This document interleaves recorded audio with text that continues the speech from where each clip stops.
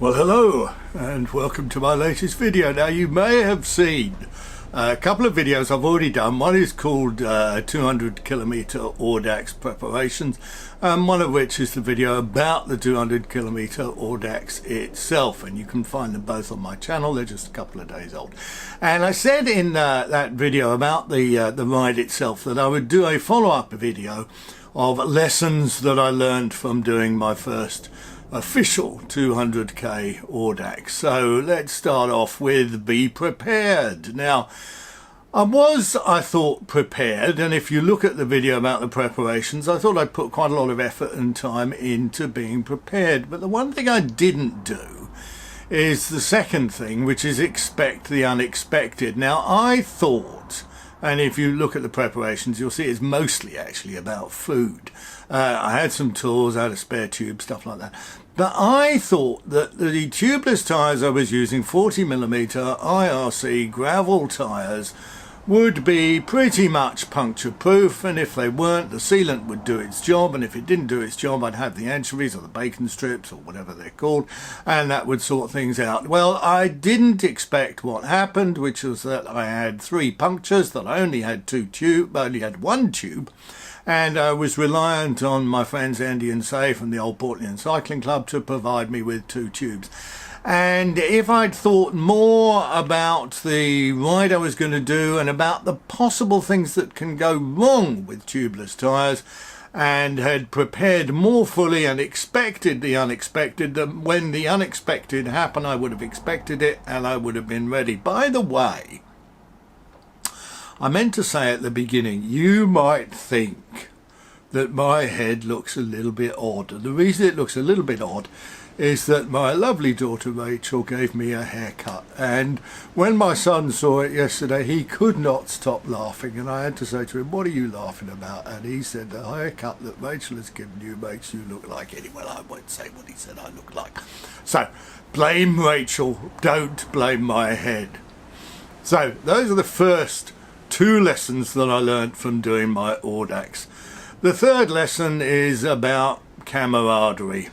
My wife doesn't like me riding alone for lots of different reasons, but if I'd ridden this Audax on my own, I would have been royally screwed. I would have been stuck out in the middle of nowhere with no way to fix my puncture, and the only way to get home on a Sunday was to try and find an Uber, which would have been pretty much impossible, walk to a train station, which would have been God knows how far along, or hope that somebody would have given me a lift, which in this time of a certain pandemic, one of my viewers incidentally said to me, "Don't mention the word that caused the pandemic because the YouTube algorithm doesn't like it." Now, I don't know if this is some kind of weird story, like people who think that the pandemic is caused by 5G phone masts, but anyway, I will take his word for it and therefore I won't mention it, but I think you know what we're all talking about.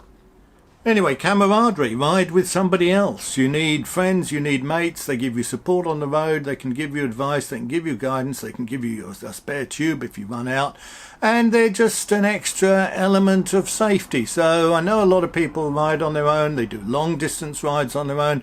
Somebody like me, 64, new to the long distance game, a little bit wary about some things. I prefer to ride with other people. So if you're like me, get a riding buddy, ride with them, stick with them, support each other.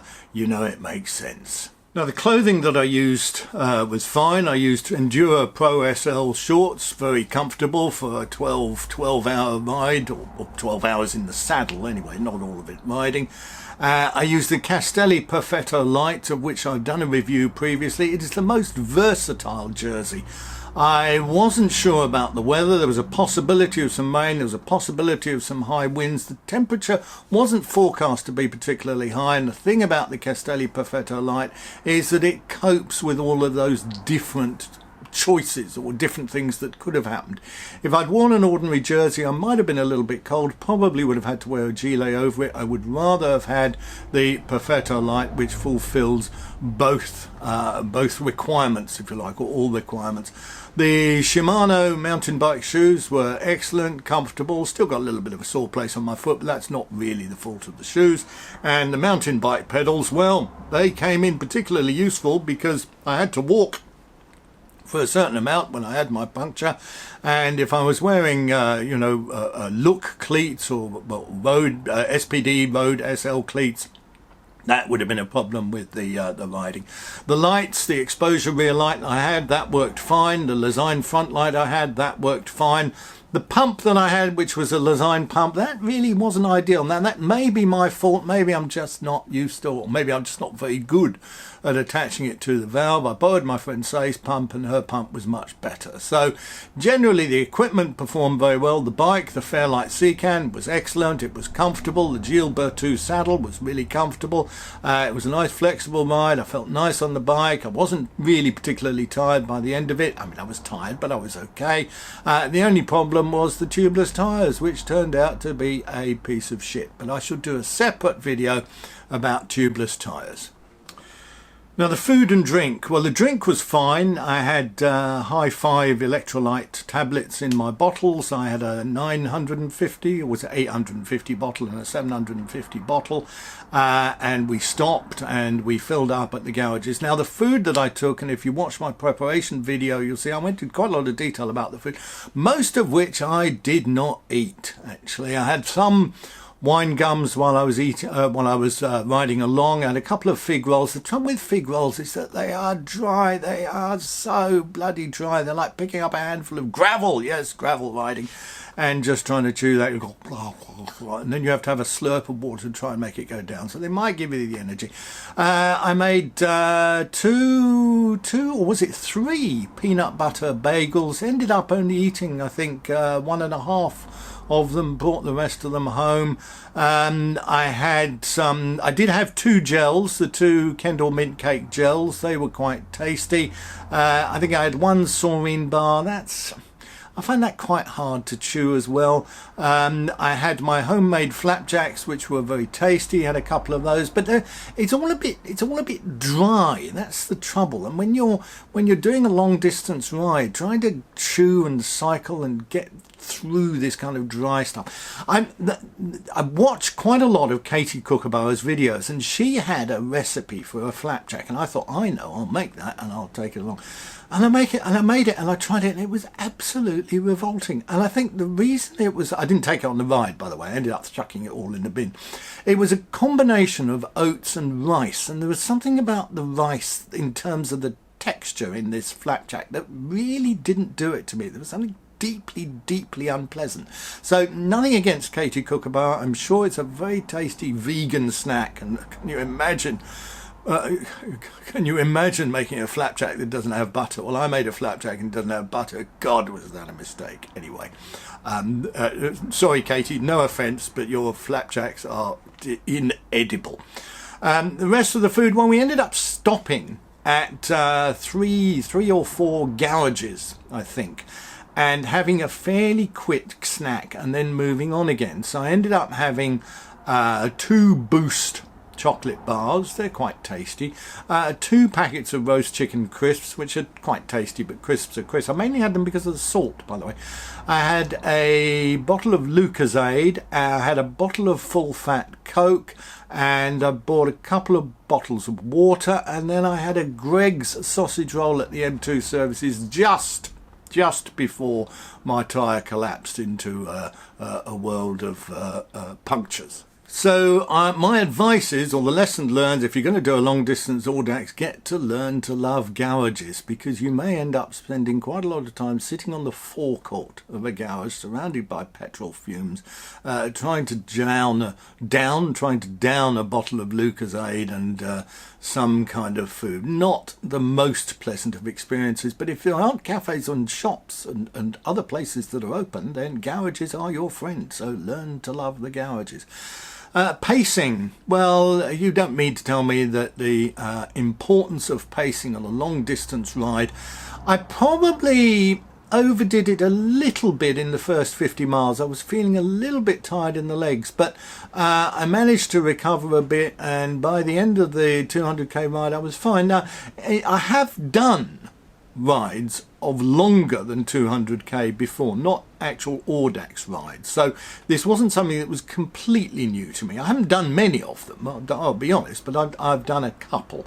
But if you are relatively new to a long distance ride, then pacing is tremendously important. If you go into the red, i.e. your heart rate goes too high, or you really push yourself going up a hill or trying to go too fast at the beginning, you will find it very difficult to recover. And over, if you're doing a 12-hour ride, believe me, you're going to need something left at the end of the last couple, or start again. You're going to need something left to get you through those last couple of hours, especially as the light is fading and the wind might get up and it might start raining and so forth. So, you know, keep something in the tank. You're going to need it. Next lesson, do make sure you've got some money, both cash and a credit card. Make sure you've got your mask, make sure you've got your gloves. You never know when you might need to wear them. They are essential. And yeah, mask, money, credit card, absolutely essential during these times. Now, the final lesson, and I'm going to go back to tubeless tires. Do you ever get one of those Dear John letters or Dear Julian letter? I mean, if you're a man, it usually comes from a woman. If you're a woman, it usually comes from a man, but other genders and other sexes may be available, so I'm not casting any aspersions on anybody. But if you get a letter that says, I love you, but I'm not in love with you, or it's not you, it's me. You ever had one of those letters? If you haven't had one of those letters, or if you haven't had one of those conversations, then you haven't lived, my friends. I've had a couple of those conversations in my past. Not recently, I hasten to. I'm very happily married with 2 wonderful children, but that's another story. Anyway, my feelings about tubeless tyres is a bit like that. It's a bit like Dear John. Me and tubeless tyres, we just don't get on. I mean, we tried. We had a honeymoon. We had a romance. A bromance even, and then we had a honeymoon, and then we had a marriage. It wasn't a very happy marriage. There was a certain amount of unpleasantness during the course of the marriage. We both strayed. Well, I strayed. I returned to clinchers, but then I came back to the tubeless tyres. We even had a bit of counselling, and I looked up tubeless tyres on the internet and asked for some advice. And I spoke to a few people. Agony Aunts wrote to Cosmopolitan a couple of times, Cycling Plus, and said, you know, what can you tell me about tubeless tyres? And they said, Julian, you have to recognise it's not you, it's them. You know, they love you, they're not in love with you. It's something about me and tubeless tyres, a bit like me and haircuts, I suppose you could say. They just don't go together. They're like what can I say? I don't want to make a horrible political announcement. I suppose it's like a Tory government incompetence. They just don't mesh somehow. So am I going to persevere? Well, I'm probably going to persevere. I like somebody who's in a marriage that they know is collapsing, or they're in a relationship that they know it's run its course. Not that I'm talking about my marriage. Very happily married to my lovely wife Jane. Got 2 gorgeous children. Could not be happier. But my marriage to tubeless tyres is coming to an end, and soon we're going to end up in the divorce courts. And not only that, we're going to end up in different corners of the garage shouting at each other and throwing crockery and glasses. I hate you. I always hated you. I never loved you. I never loved you. Why did we ever get together? Why did we stay together? Why did we stay together for the sake of the quality of the ride? Yes, I should not have done it. So there will be, yes, there is always another video to be made about tubeless tyres, and I hope you'll watch that. And that's all I'm going to say on the subject.